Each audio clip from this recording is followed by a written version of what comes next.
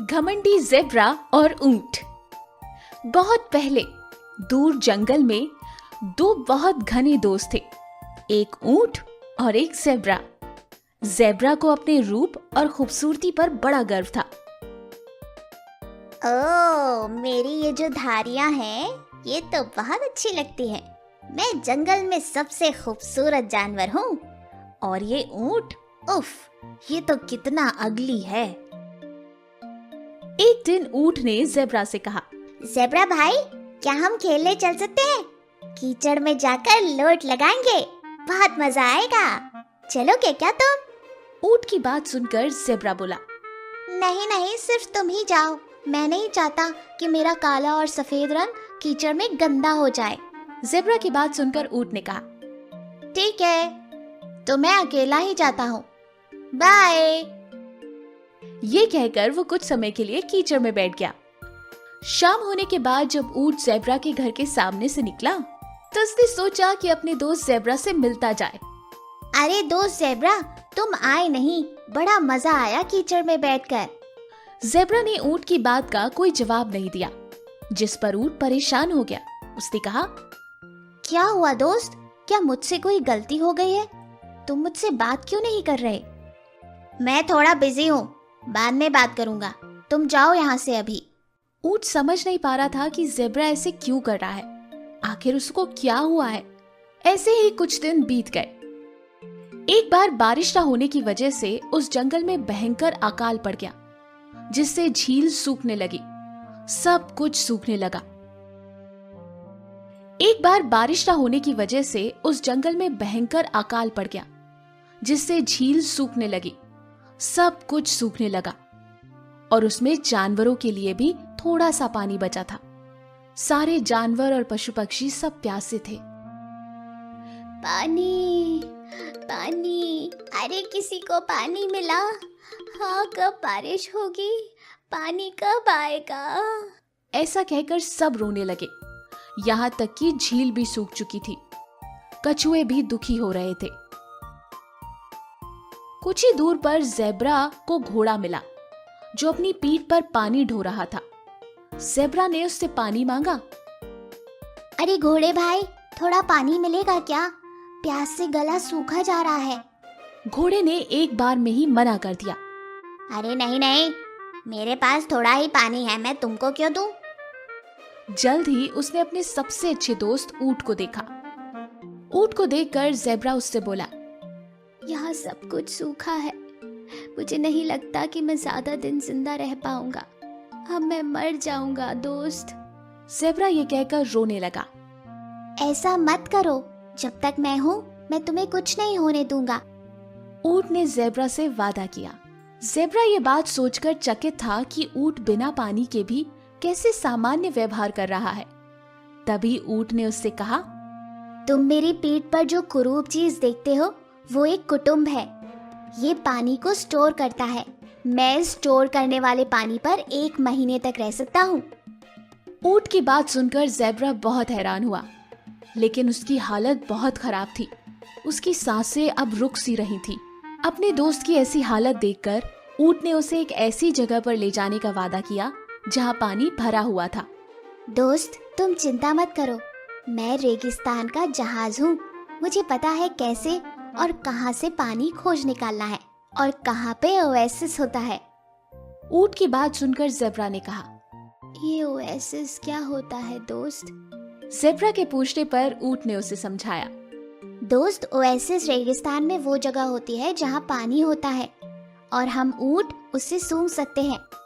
इसी के साथ ऊंट रेगिस्तान में पानी की तलाश के लिए निकल गया। उसके जाते ही धूल भरी आंधी चल पड़ी। ऊंट ने जल्दी से ज़ेब्रा को अपने पीछे छिपा लिया और कहा, धूल के तूफान में ऊंट पर प्रभाव नहीं पड़ता। तुम मेरे पीछे छुप जाओ दोस्त, तुम्हें कुछ नहीं होगा। ज़ेब्रा फिर से ये देखकर हैरान हो चुका था। ऊंट ने उससे कहा, मेरी बदसूरत लंबी पलकें मेरी आंखों को ऐसी धूल भरी आंधियों से बचाने में मदद करती हैं। इसके अलावा मेरी त्वचा भी बहुत मोटी है। कुछ देर बाद गर्म रेगिस्तान के कारण ज़ेब्रा के पैर जलने लगे। Ouch, ouch, ouch! मैं नहीं चल सकता, जमीन बहुत गर्म है दोस्त। क्या तुमको गर्मी नहीं लग रही? ज़ेब्रा ने ऊंट से पूछा।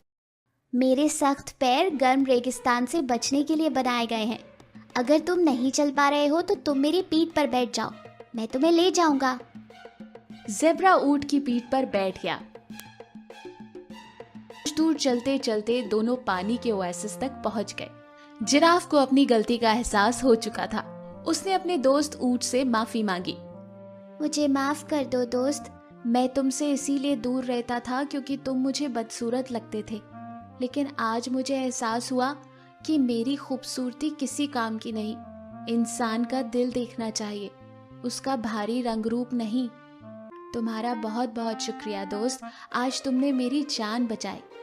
ये कहकर जिराफ को अपनी गलती का एहसास हुआ। इस कहानी से हमें ये सीख मिलती है कि इंसान के दिल को देखकर उससे दोस्ती करनी चाहिए, रंग रूप नहीं। और हर चमकती चीज सोना नहीं होती। ये कहानी एक जंगल में रहने वाले शेर की है। ये कहानी उन जानवरों की है जो शेर से डरते हैं। और ये कहानी आपको ये बताती है कि जब ऊंट पहाड़ के नीचे आ जाता है तो क्या करता है। शेर जंगल में घूम रहा है और आते जाते जानवरों से बात कर रहा है। ऐसे में वो जाते हुए हिरन को देखता है। कहाँ जा रहे हो हिरन? कहीं हमसे बचकर निकलने का तो इरादा नहीं है तुम्हारा? अरे नहीं नहीं महाराज, मैं तो आपके पास ही आ रहा था। मुझे लगा कहीं आप भूखे होंगे तो अपने आप को आपके सामने खाने के रूप में प्रस्तुत करूंगा। बहुत अच्छी बात है। वैसे बताओ, जंगल का राजा कौन है? अरे ये भी कोई पूछने की बात है महाराज, आप हैं जंगल के राजा, सर्वशक्तिमान। शेर खुश होकर आगे निकल जाता है और आगे पेड़ पर लटके बंदर को देखता है। अरे बंदर, क्या उछल कूद कर रहे हो? अरे कुछ नहीं प्रभु, बस आपकी आरती के लिए फूल इकट्ठे कर रहा था। जैसे ही फूल इकट्ठे हो जाते, आपकी सेवा में प्रस्तुत होकर आपकी आरती उतारता। बहुत अच्छे, बहुत अच्छे। वैसे बताओ, जंगल का राजा कौन है? अरे प्रभु, जंगल का राजा खुद ही पूछ रहा है कि जंगल का राजा कौन है। आप हैं और कौन है? बहुत अच्छे, अपने काम में लगे रहो। शेर आगे चलता है। उसे एक बड़ा गैंडा दिखाई देता है। तुम इतना बड़ा शरीर लेकर कहाँ जा रहे हो? कहीं नहीं, ऐसे खाना खाकर वॉक पर निकला हूं। तुम्हें पता है जंगल का राजा कौन है? गैंडा ये प्रश्न सुनता है पर जवाब नहीं देता। ये देखकर शेर एक बार दहाड़ता है और फिर वही सवाल दोबारा पूछता है। तुम्हें पता है जंगल का राजा कौन है? आप ही हैं जंगल के राजा। ठीक है, इस बार तुम्हें छोड़ रहा हूं। अगली बार प्रश्न का जवाब देने में अगर 1 मिनट से भी ज्यादा समय लगाया तो तुम्हें ही भोजन बना लूंगा। ये कहकर शेर आगे बढ़ जाता है। आगे चलने पर उसे हाथी नजर आता है। अरे हाथी, कहाँ जा रहे हो? क्या आज ही पूरे जंगल को खाकर समाप्त करने का इरादा है तुम्हारा? हाथी ये बात सुनता है पर कुछ बोलता नहीं। जवाब क्यों नहीं देते हो? खैर, ये बताओ कि जंगल का राजा कौन है? हाथी ये बात सुनता है पर कुछ बोलता नहीं। ये देखकर शेर नाराज हो जाता है और तेज दहाड़ कर बोलता है। अरे गूंगे हो क्या? बोलते क्यों नहीं कुछ? ये सुनकर हाथी को गुस्सा आ जाता है और शेर को अपनी सूंड से उठाकर 3-4 बार पटकता है। जमीन पर गिरकर शेर बोलता है, अरे भाई कोई बात नहीं। अगर सवाल का जवाब नहीं पता है तो बोल दो कि सवाल का जवाब नहीं पता है। हिंसक होने की क्या जरूरत है? ये बोलकर शेर दुम दबाकर निकल जाता है। तो दोस्तों, ये कहानी हमें सिखाती है कि हमें हमेशा सबकी इज्जत करनी चाहिए और सबसे आदर से बात करनी चाहिए, क्योंकि पता नहीं कब हमें हमसे भी ज्यादा बड़ा कोई मिल जाए और हमें शेर की तरह पटक दे। आपको ये कहानी कैसी लगी हमें कमेंट बॉक्स में जरूर बताएं। और अगर अभी तक आपने हमारे इस चैनल को सब्सक्राइब नहीं किया है तो चैनल को सब्सक्राइब जरूर करें, ताकि आपको हमारी आने वाली हर वीडियो की जानकारी मिल सके सबसे पहले।